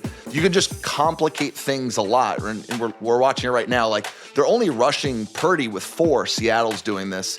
And it just complicates what someone can see. One of the things that we even had in our game, we played Stafford twice, is veteran quarterbacks can figure stuff out over the course of the game. So you have to keep them guessing. But even the best ones eventually kind of figure out your plan because there's only so much in a game plan. So the advantage for Seattle is they can get to the passer with their front 4 and hopefully confuse Stafford from their perspective. The weather's not going to be nearly as bad in Seattle as it was last week in Chicago. That's an advantage because sometimes it's, how do I feel gripping the ball? What's happening in front of me? You're thinking about how cold you are as much as no one wants to talk about it. So I think the passing game can always be affected a little bit in cold weather football. It's hard to keep confusing veteran quarterbacks like Stafford over and over again. But if you're going to do it, you have to do it with a really unbelievable pass rush. And again, Seattle gets as much pressure on anybody or on quarterbacks as any other team in the league, and they don't blitz that much. So that's the recipe to really get after a quarterback. Yeah, with Stafford, one of the things that was so interesting about what Dennis Allen decided to do, JJ, to me was Stafford is really good against the blitz. But I think they capitalized on some of the noise, too, that was coming from the fans and not being able to hear some of the checks and the protection changes that Stafford made. And I think some of the skill guys let him down a little bit, too, in terms of being where they were supposed to be, dictated by what he was seeing with the protection. And he admitted he didn't pick up things as well as he could have either. But when you have a team that can drop everybody and make everything super cloudy the way the Seahawks can, because they do get pressure with their base front, how do you get? Have you seen it often this year? And how do you get a quarterback like Stafford? How do you bait him into making a throw he shouldn't make? Essentially. Yeah, I think you have to keep things complicated. Where's the rush coming from?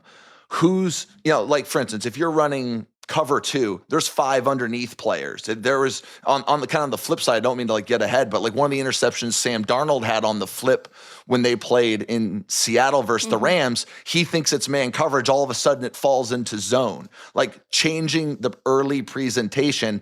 And I do think on the road, it gets a little bit more complicated because the crowd noise, which it's going Seattle's the loudest place in the league. So much of the stuff really needs to be called in the huddle because audibling and checking things is so complicated. Hand signals, all of those things. But then as the volume goes up and Stafford starts using hand signals, well, now that's one more thing for the defense to pick up on and disguise. If they know what a certain hand signal, what route, if he clasps his knuckles together and that is a hitch route, let's say, well, all of a sudden you start showing that time and time again, DBs can start sitting on things. So volume always helps the defense because it allows for nonverbal communication, which coaches and players can see. So that's an added piece. It's just not the struggle to communicate. but it's also all the other nonverbal ways that have to come into how you present a plan to the defense. So JJ, he's a friend of the show. We're so comfortable with JJ as a guest that we're actually going to throw it to sound while JJ's on because it's germane to this conversation. It's Mike McDaniel talking about the home atmosphere in Seattle. What an atmosphere. Holy smokes. The 12s, just our organization putting on a great setting. And it's just, you do actually try to take some time and look around and just understand how incredibly blessed we are and with the best fans in the world, and it definitely made an impact, definitely to start the game, and so just want to appreciate this. That was awesome. It's freaking. Mike Mack in his feelings about a great fan base, and I'm sure he will take JJ, 3 seconds to take a look around and then get hyper focused back on confusing Matt Stafford and whatever he can do in this game, because I think Stafford, well acquainted with playing in that particular venue, did it recently. And all of this conversation about being hard to play a team this volume of times, when you come back into this particular matchup, is it McVay and Mike Mack, or is it these guys executing at a high level that's going to determine this game?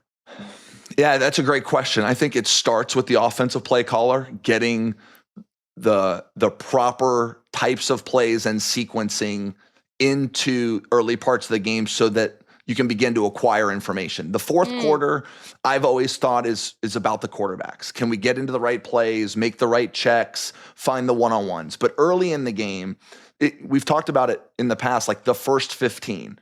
What's going on right there? Well, it's the beginning of the understanding one coach to the other of how things are being played so that you know what to call later in the game. Like they were talking about volume there and in the crowd noise. Like if I'm the Rams this week, I'm deferring the opening kickoff because I don't want the ball when the volume is at whatever the decibel level is in Seattle. I'd rather get the ball to start the second half. I want to be able to get as much information without the first drive's always going to be hard, but you know what the first half or the second half drive always starts? Really quiet because everyone's still getting pretzels and hot dogs and stuff. So it's always quieter. So if I'm the Rams, I don't want the ball to start the game. I want it in the second half. But I also want to be able to use the first half to begin to gain some information. We saw it when they played in week 16. Early in the game, they went for it a few times. They were not overly proficient in the first half. Effective, they scored, but they weren't dynamic. Second half is when you started seeing all the big crossing routes from Puka Nacua, the big shots, and Stafford started figuring out the defense that Seattle was presenting on that particular night. They obviously scored 37. It wasn't like Seattle stopped them really at all. I mean, if anything, they kind of stopped themselves. So until the fourth quarter, but again, that's the chess match. So, I think there's a lot of layers. The coaches are certainly going to be dueling. At the end of the day, it's going to be Stafford, Nacua, Devontae Adams going up against that secondary. Can they stop Lawrence? Can they stop anybody on the inside? That's going to be the players are still going to determine kind of the final outcome of the game. But it's a great test. It's a great chess match. You know what, JJ? I love what you said about information gathering because against the Bears, the Rams did it more in their opening script, their first 15. They changed personnels more than I've seen them do in a long time. They were throwing in I call them, I didn't come up with this, the coaching staff did, but the half personnels. So they were throwing their fullback receiver hybrids in to run like 11.5 personnel or to show a 12 look, but it's really 11 concepts. And they rotated, they subbed and subbed and subbed and subbed over more than I've seen. And they were trying to figure out what Dennis Allen was going to do to him essentially. But against Seattle doesn't really sub. They don't need to. Nope. And they just show you the same damn thing every single snap. And so I'm kind of like, how much information can you get if you are the Rams? And follow-up question to that is like, how good is Seattle at not showing its hand and how much of an advantage is that for their defense? Well, it reminds me of back in 13, 14, and 15 with the Panthers when we were going up against the Legion of Boom, right? It's a different style of defense, but the similarities of you've got these really talented pass rushers, these really talented guys in the secondary, safeties, corners that do everything well. And they don't need a lot of different personnel packages so that they can be more, Nick Emenwari coming down, he can play linebacker, he can play nickel, he can play safety, he can do anything you want. So you're not getting as much information. It's harder to find the individual matchups. And I think it was kind of interesting. In the first matchup, we had seen this sort of proliferation of 13 personnel, and then McVay went to 11 and just played in 11. Well, round 2, because Devontae Adams was out, he just stayed in 13 even after all the information gathering. So at the end of the day, you're looking for 1 or 2 matchups.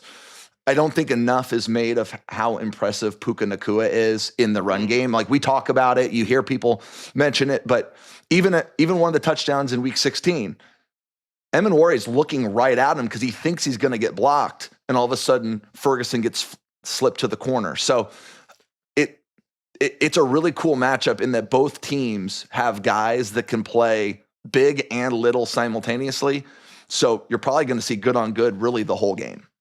That's awesome. And I saw a stat from our Next Gen Stats of how, Puka has the most yardage of any wide receiver this season by a lot when matched up on non-cornerbacks, so safeties and linebackers. And that specific game was the most by far any wideout has had in any game all season, because McVay helped to dictate those matchups, and Puka obviously is going to win them over and over. So we know about Puka. You faced these teams. You faced the Rams twice in pretty short order. I want you to tell me someone that stands out to you on the Rams, maybe a little unsung, like a football player's football player that like the guy that has the respect, that you see, that has your respect certainly, but maybe isn't like a huge star. Well, he's kind of a star. Braden Fiske, I had to go one-on-one against in special teams nonstop. It was me versus him. And so that was that was like bear wrestling, and I didn't do very good at it. But, I went up. That's a great answer. I love it. He was sort of pass rushing me on punt for me personally. I went over to Austin Corbett, who was a longtime Ram and kind of knew all that. I said, hey, what's the pass rush plan from Fiske? Because he's swim moving me. He's ripping through. Like, I don't usually have to deal with that. And Corbett kind of laughed at me. He's like, well, he's going to try hard. He's going to use all the swim moves, and you're just going to have to hang on for dear life. I said, fair enough. I was like, this is what he kind of laughed at me. He goes, this is what we have to deal with on the O-line. So Fiske is fantastic. Turn it into a lesson for you, JJ. That's what these guys have to deal with. Yeah. 18 years, I'm still learning stuff. But, Nate Landman hit me right in the side of the head as hard as anybody has ever hit me. Wow. So in Carolina, we do a lot of kind of funky alternative formations on punt. So what teams basically started doing was just playing their defense. So these guys on defense don't know the intricacies of special teams, but they're there because they can mess some stuff up in a big hurry. And so as I'm bear wrestling Fiske, Nate Landman comes out of the post and hits me dead in the side of the head.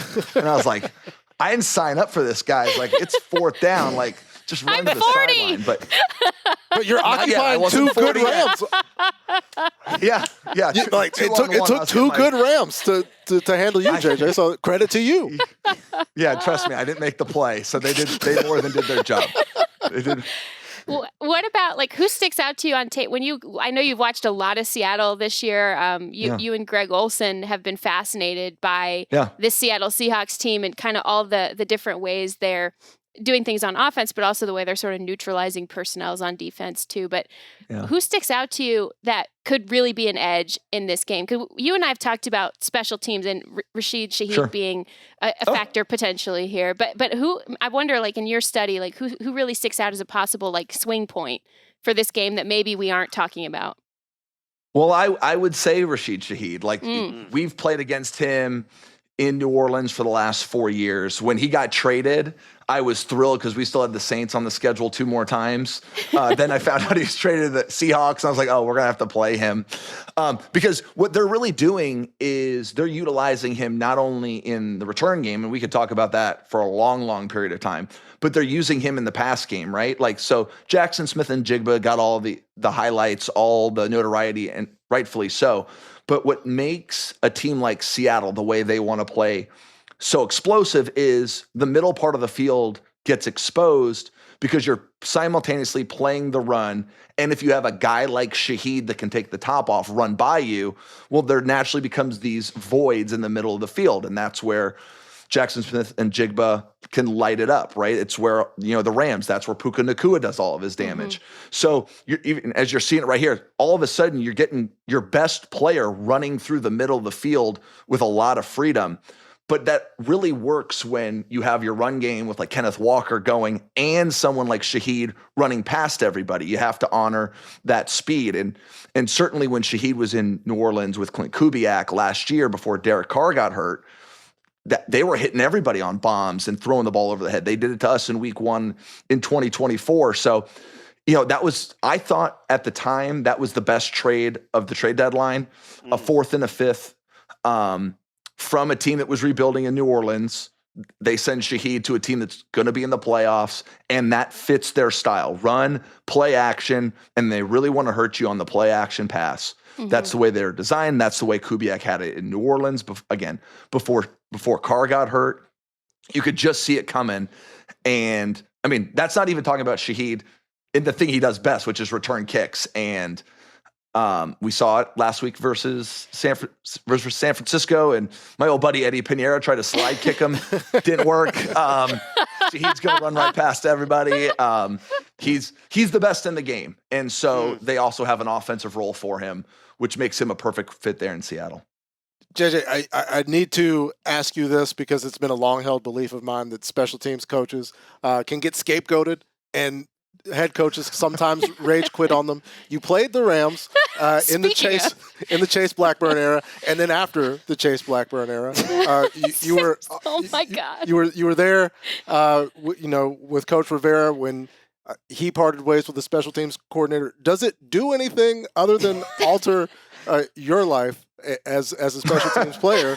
And what are we to take? Was there a difference in the Rams on special teams with and without their special teams coordinator? Yeah, we didn't see a dramatic difference in how they played. Certainly, there was not a huge difference from week 16 to effectively week 19. You can only do so much as a coach, right? You have basically the same players. Strategically, it looked like they were playing more defensive safe, putting their big guys on the field in terms of punt return. So much of special teams also comes down to the specialists. A lot was made, obviously, of Josh Carty missing a bunch of kicks. Is that the special teams coach? Is that the kicker? Is that just a stroke of bad luck? I think that happens more than we care to admit. Like, I've known Chase Blackburn in particular for 14 years. I played with him. He was our personal protector. I played next to him. He's been my coach. He's done everything. I think he's one of the best teachers of football that I've ever been around. But the Rams have struggled on special teams, and they've really struggled for quite a while, in large part because their team is built with a ton of really good football players, and sometimes special teams kind of requires the athletic freaks that don't have natural positions, and the Rams prioritize on their team really good football players. They might not be the most athletic team at every position, but a ton of really smart guys that know their role, and that's how the team's built. And it's also kind of built around don't mess it up. Like, you can just tell on tape, get the ball back to Stafford, right? Let our pass rush get after him. That's kind of how they're built, right? And so philosophically, that is always going to be a little bit of a problem. Now, Harrison Mevis, who was here in Carolina last year as an undrafted rookie, he's calmed down a ton of the stuff on the field goal side. I think he's missed one time. He obviously hit the game winner last week. That sort of calmed some stuff down. Jake McQuaid, another long snapper, old head, has calmed everything down, and they're playing more conservative. You're not going to see a ball in play this week from the Rams to Shaheed. They're just going to hit a touchback on every time. Boring. And it's going to be boring. Scared to compete. Yeah. Not exactly the dynamic kickoff that everyone had in mind. But again, I think a lot of teams are kicking away from Shaheed after last week, but he has three returns since he got to Seattle. But yeah, Seattle's different. They've built a lot around their special teams. And I think that's also a little bit of the difference between an offensive head coach and a defensive head coach. Yeah. Defensive head coaches are just naturally a little bit more aggressive on teams. Offensive coaches are going to be a little bit more conservative because most of the big plays we're trying to get the ball back. And so you see that across all the teams. I think you're just seeing it a little bit more on display with McVay versus, McDonald. I love the perspective. JJ Jansen has been in the NFL long enough that his rookie season, his quarterback was Jake Delhomme. He was with the Jake Delhomme era, Jimmy Clausen era, through the Cam Newton heydays. He was there for the Darnold Baker year.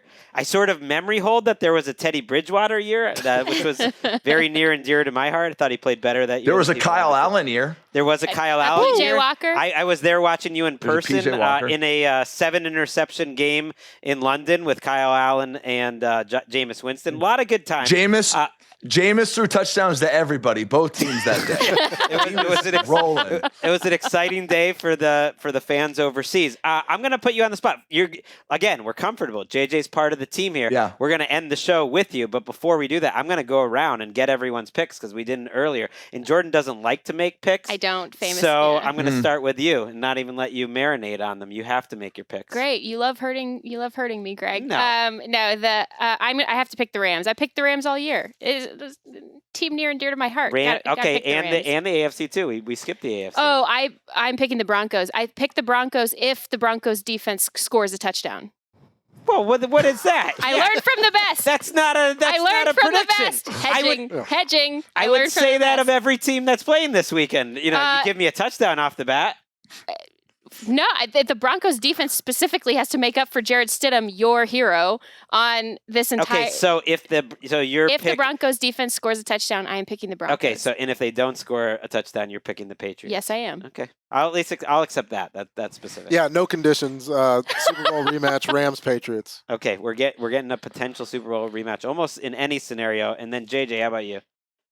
If the Rams offense scores 5 touchdowns, I'm picking the Rams. See, can I do that? That's good because it makes fun of Jourdan, and that is what I'm looking for. I like the Rams. I like the Rams and the Patriots. I think Stidham's actually going to play well, but I think the Patriots are the more complete team. So I got Rams Patriots. I don't feel confident in the Patriots, and yet that's because you're a fan. I'm never going to pick against them in this spot. He's got the fan genius. And I took the Rams before the playoffs started. My head says Seahawks, and yet I do think that somehow we're going to get the best effort out of the Rams in this game, the effort we really haven't seen since the first 3 quarters in Seattle. But who knows? These are great games. Thank you so much, JJ, for joining us. Thanks so much for having me. We'll release you into the Carolina night to celebrate your birthday, and we'll release our listeners too. It's been a long one. We appreciate you. It's been a great week of shows, but we're not done yet. We will be back. Trying to do the days in my head. Friday morning, you're going to get the picks from myself and Cynthia Freeland. And knowing how this coaching carousel has been going, we might do some coaching news as well. We'll see you then.